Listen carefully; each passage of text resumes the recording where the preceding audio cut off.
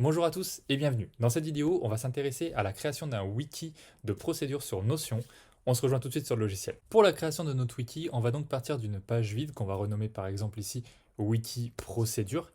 Donc on va intégrer tout de suite une table et on va demander une nouvelle base de données. Pour rappel sur Notion, au départ on part toujours d'une page complètement blanche, ça ressemble un petit peu à un Excel. Ici, moi, mon élément de base, je vais le renommer et en fait, ce sera la liste des procédures que j'ai dans mon entreprise.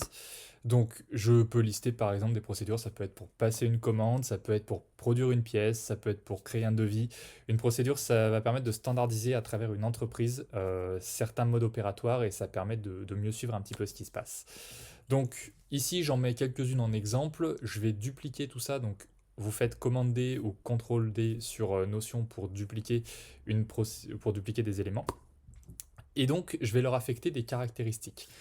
Ici, les premières caractéristiques que je vais leur affecter, c'est par exemple le pôle dans l'entreprise, qui est concerné par cette procédure. Là, j'ai mis une sélection multiple, c'est celle qui est par défaut. Je vais pouvoir ajouter des options, et en fait, les options seront mes pôles. Donc le pôle pour commencer administratif, je vais avoir un pôle par exemple conception, et ainsi de suite. Donc là, ce sera à vous de définir vos pôles dans votre entreprise en fonction de votre structure simplement. Donc j'ai mis administratif, conception, production et SAV. Et j'ai bien ma liste déroulante ici, ce qui fait que je peux compléter qui est-ce que ça concerne, etc., etc., à chaque fois. Dans la première procédure ici, je vous ai mis par exemple deux pôles, parce que vous pouvez avoir pour un même process deux pôles qui seront intégrés. Ça peut servir parce que au moins on sait ce sur quoi on s'est entendu par rapport au mode opératoire. Je vais ajouter une autre caractéristique. Alors, mon entreprise peut potentiellement aussi avoir différentes filiales. Donc, en fonction des filiales, des fois on a des liens.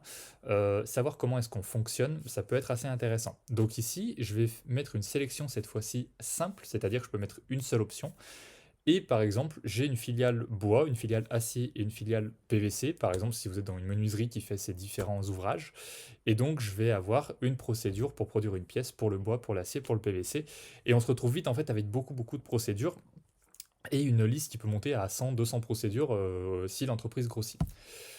La dernière propriété que je mets, je suis en train de l'ajouter, c'est la date de mise à jour. Ça, c'est quelque chose d'extrêmement important parce qu'une procédure qui a été faite il y a plusieurs mois est forcément caduque.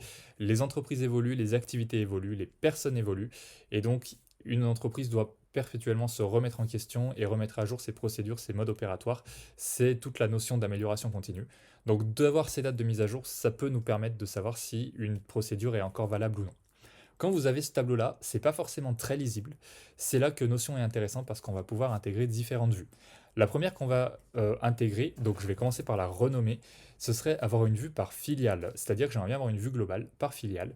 Et ici, je vais demander un tableau Kanban où j'ai les procédures pour l'acier, les procédures pour le bois et les procédures pour le PVC. Automatiquement, il m'a trié tout ce qu'il a récupéré plus tôt. Et je vais lui demander d'afficher certaines propriétés dessus, notamment quel est le pôle concerné à chaque étape. Et au moins, ça me permet de voir pour passer une commande dans le bois, et ben, ça concerne la production et l'administratif. Et donc, je sais qui est concerné par la procédure. Je vais à nouveau faire une vue en Kanban également cette fois-ci. Simplement, j'aimerais avoir une vue qui ne sera pas groupée par filiale, mais qui sera groupée par pôle. Par exemple, si je suis embauché et que j'arrive dans le pôle administratif, eh bien, je vois tout de suite quelle procédure me concerne. Donc, j'ai ma liste tout de suite.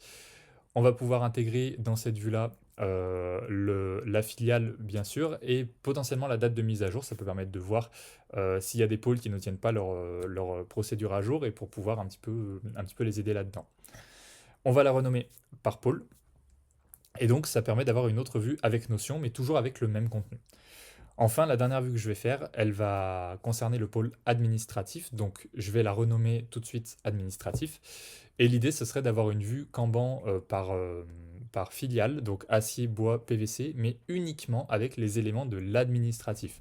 Donc ici, je sélectionne je veux afficher la date de mise à jour, et je vais aller dans filtrer, demander le pôle et cocher ici administratif. Voilà. Et donc automatiquement, moi si je suis embauché dans l'administratif de l'entreprise, je vais aller sur cette vue et j'aurai immédiatement tout ce qui me concerne filiale par filiale. Ici, vous avez un espace de recherche qui peut être intéressant si vous cherchez par exemple à passer une commande, vous tapez commande et vous avez tout ce qui concerne les commandes qui va apparaître. Si vous cliquez dans une procédure, c'est là que vous allez pouvoir les construire. Donc, dans Notion, il faut savoir qu'on peut mettre beaucoup de choses. Ici, vous pouvez mettre des titres et décrire complètement en fait le process que vous allez avoir pour passer une commande. Par exemple, ici, dans le bois. Donc, par exemple, ouvrir le logiciel, créer un ticket, générer un bon, etc., etc. Vous pouvez mettre des images, vous pouvez mettre aussi potentiellement des fichiers PDF, comme ici, directement dans Notion. Merci d'avoir suivi cette vidéo. Si elle vous a plu, pensez à bien vous abonner pour suivre les prochaines techniques de productivité que je vais proposer ici. N'hésitez pas également à aller consulter mon site WeOptime pour voir les prestations de conseils et de formation proposées par mon entreprise. Je vous remercie encore et à bientôt.